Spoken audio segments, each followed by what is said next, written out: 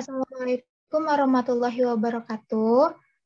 Perkenalkan kami dari kelompok 7, Bisnis Internasional. Nah, di sini terdiri dari Nur Faizi, Askini Nurpa, Esa Sekar Hastari, dan Muhammad Lutfi Akbar. Next.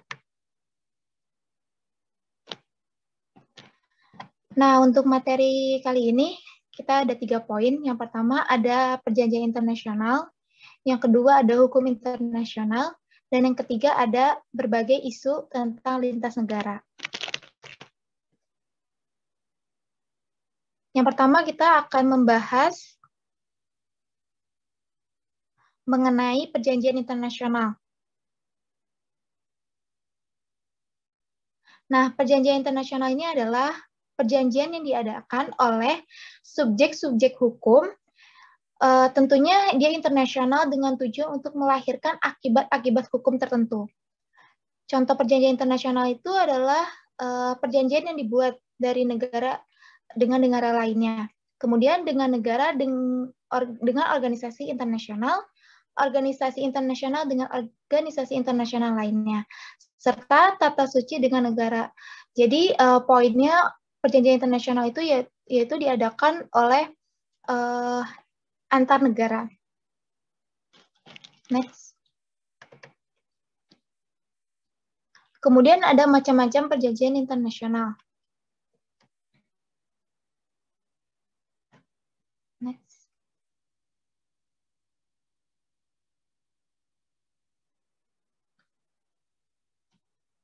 Nah, yang pertama ada berdasarkan isinya. Bisa dilihat sendiri, dari berdasarkan isinya itu terbagi dari 5 bagian. Yang pertama dari segi hukum, yang kedua ada segi batas wilayah, yang ketiga ada segi kesehatan, yang keempat itu ada segi politis seperti fakta pertahanan dan fakta perdamaian. Kemudian yang terakhir ada segi ekonomi, seperti bantuan ekonomi dan bantuan keuangan. Contohnya itu yaitu NATO, ANZUS, dan SETO. Kemudian ada CGI, IMF, dan IBRD. Next.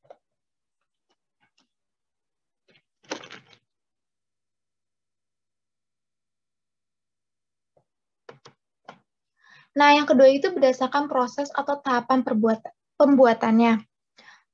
Jadi perjanjian ini bersifatnya penting, yang dibuat melalui proses perundingan, penandatanganan, dan ratifikasi. Kemudian perjanjian bersifat sederhana, yaitu dibuat melalui 2 tahap, yaitu perundingan dan penandatanganan. Jadi beda ya keduanya antara yang penting sama sederhana. Bedanya cuma di ratifikasi. Kalau di penting itu ada ratifikasi, kalau di sederhana tanpa ratifikasi. Kemudian contohnya itu ada status kewarganegaraan Indonesia, RRC, atau ekstradisi. Kemudian yang kedua itu contohnya ada masalah karantina, penanggulangan wabah penyakit AIDS. Next.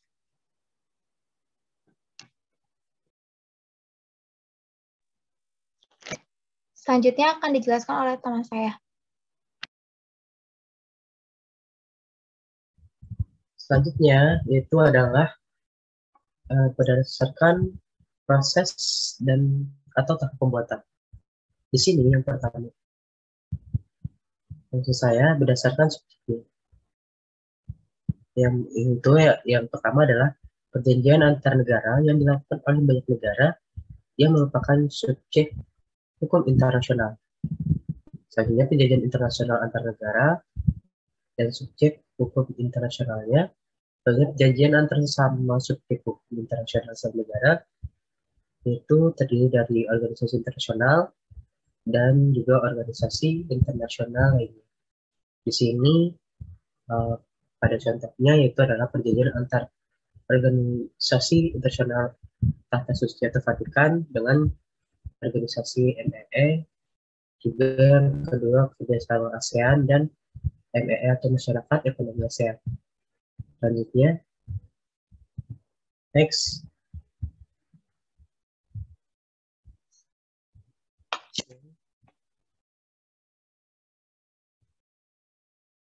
Untuk nextnya itu adalah berdasarkan pihak yang terlibat.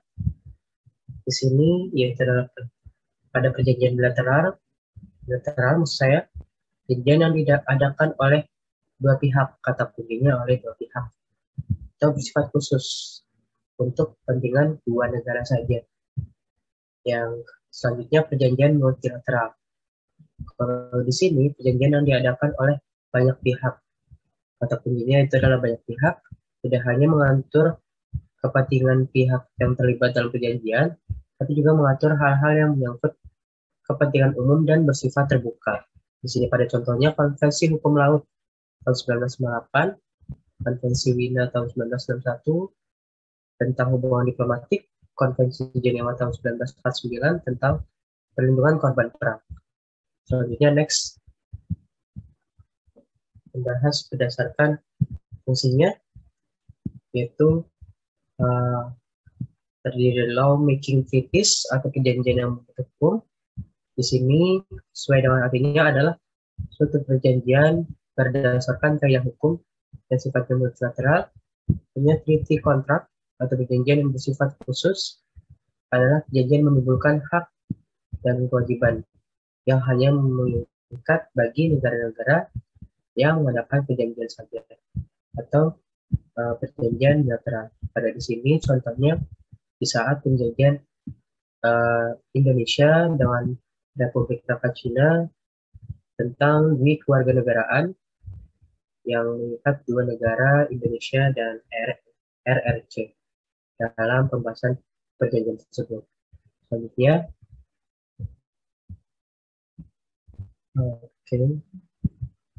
tahapan perjanjian internasional yang di sini terdiri dari 5 tahapan yang sudah diilustrasikan seperti ini. Pertama, perundingan, di mana perjanjian kedua belah pihak terlebih dahulu mengadakan penjajakan atau pembicaraan pendahuluan. Selanjutnya pendatanganan atau signature. Di sini pendatanganan dapat dilakukan oleh peserta perjanjian internasional yang apabila disetujui oleh 2/3 peserta yang hadir atau quorumnya memenuhi. Selanjutnya pengesahan. Di sini pengesahan atau ratifikasi dapat dilakukan oleh badan eksekutif atau legislatif atau campuran. Maksudnya legislatif DPR dan eksekutif pemerintah. Juga ada juga pembantalan perjanjian. Di sini terjadi pembatalan perjanjian apabila terjadi pelanggaran, adanya kecurangan, adanya pihak yang dirugikan, dan adanya ancaman dari sebelah pihak. Selanjutnya yang terakhir, apabila adanya berakhir perjanjian, di sini karena faktornya yaitu adalah punahnya salah satu pihak, terus habisnya masa berlaku perjanjian, selanjutnya salah satu pihak ingin mengakhiri dan disetujui oleh pihak kedua, selanjutnya adanya pihak yang dirugikan oleh pihak yang lain, dan yang terakhir apabila telah tercapai tujuan dan perjanjian. Selanjutnya, di mana hukum internasional. Next. Nah, pada slide ini mendefinisikan bahwa hukum internasional tersebut adalah bagian hukum yang mengatur aktivitas entitas berskala internasional. Pada awalnya hukum internasional hanya diartikan sebagai perilaku dan hubungan antar negara. Next.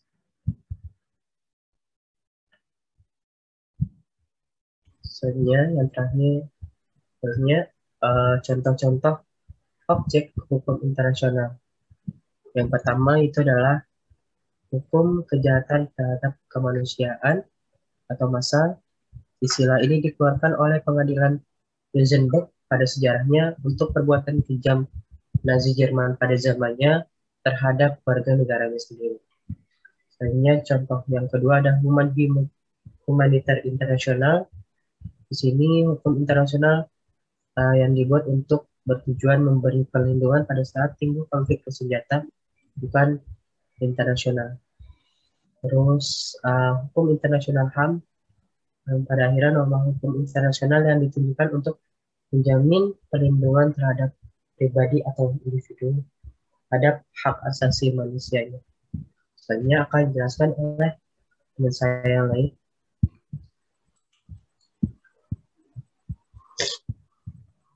Oke, selanjutnya di sini ada perjanjian internasional atau traktat. Jadi, traktat menurut Harmaili adalah perjanjian yang diadakan oleh dua negara, bilateral atau oleh banyak negara atau multilateral.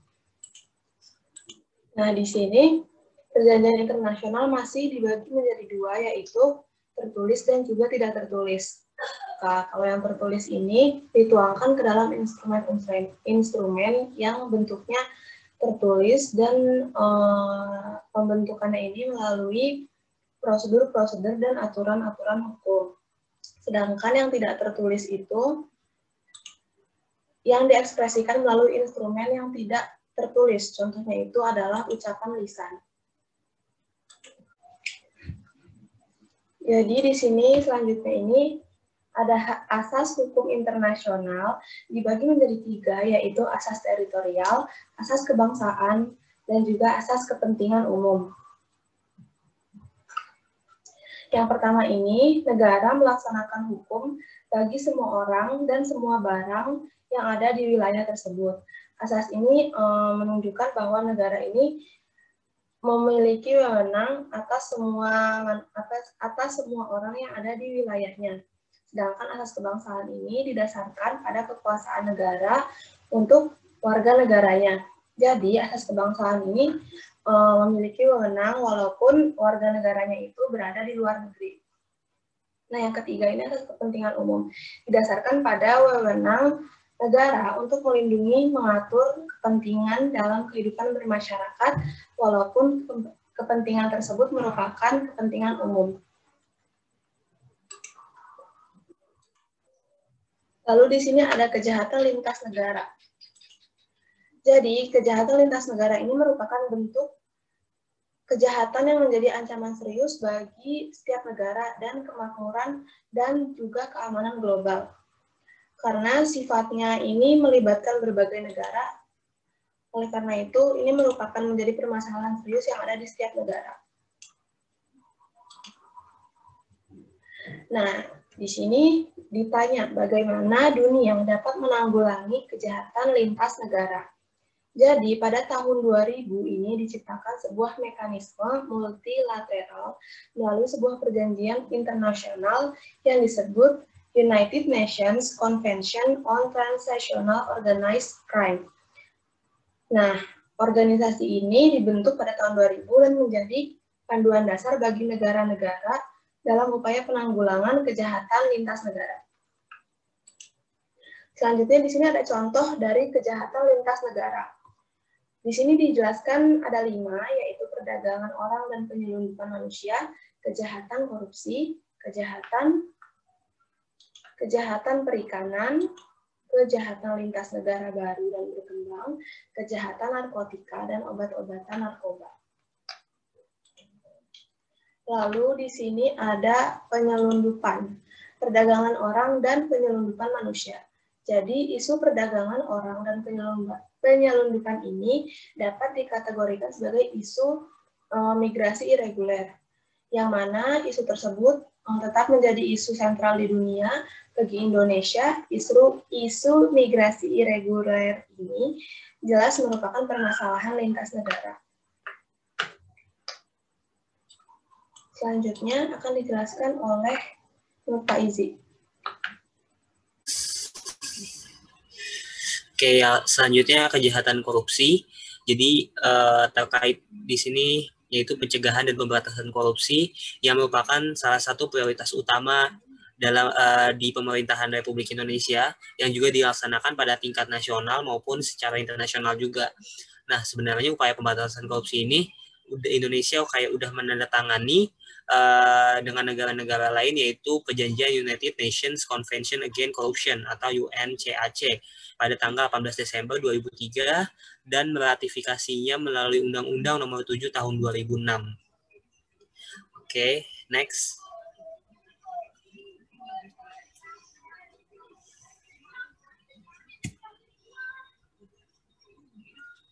Next.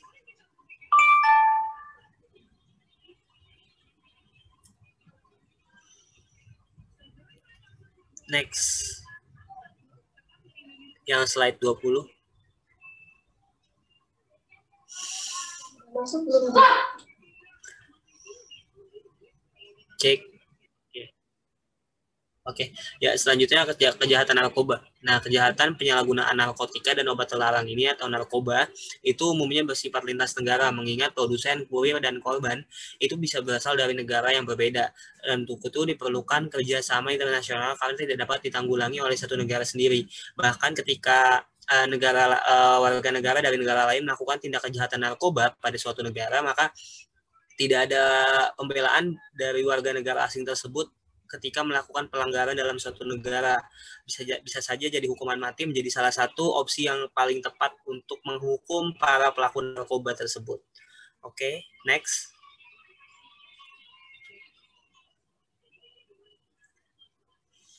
Ya, selanjutnya kejahatan perikanan. Nah, kejahatan perikanan juga memiliki kaitan dengan kejahatan lintas negara. Lainnya dalam konteks UNTOC, yaitu Indonesia berpandangan bahwa kejahatan perikanan merupakan salah satu bentuk kejahatan yang memerlukan kerjasama internasional dan strategi penanganan sebagai kejahatan lintas negara. Salah satunya bisa kita lihat dari kasus kedaulatan pada Laut Natuna yang dimana kapal-kapal dari Cina menyolong atau mencuri ikan di perairan laut Indonesia, dan itu jadi salah satu hal yang bisa dikategorikan sebagai perikanan karena sudah melanggar perjanjian-perjanjian yang berbatasan dengan wilayah laut dan juga pengambilan sumber daya di laut. Oke, next.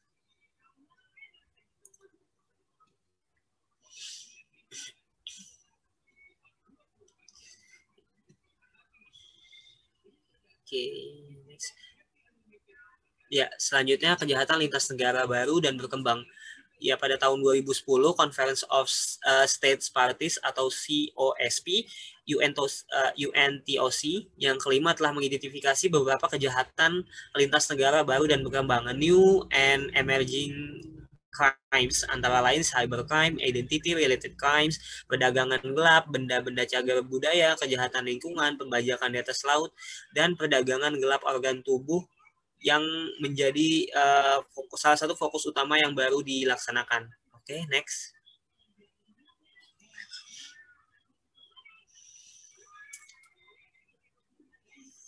Next. Ya, ini adalah contoh studi kasusnya, yaitu isu pemanasan global dalam pergeseran paradigma keamanan pada studi hubungan internasional. Nah, kasusnya itu pemanasan global sebagai salah satu pokok bahasan dalam isu lingkungan merupakan penegasan atas pergeseran paradigma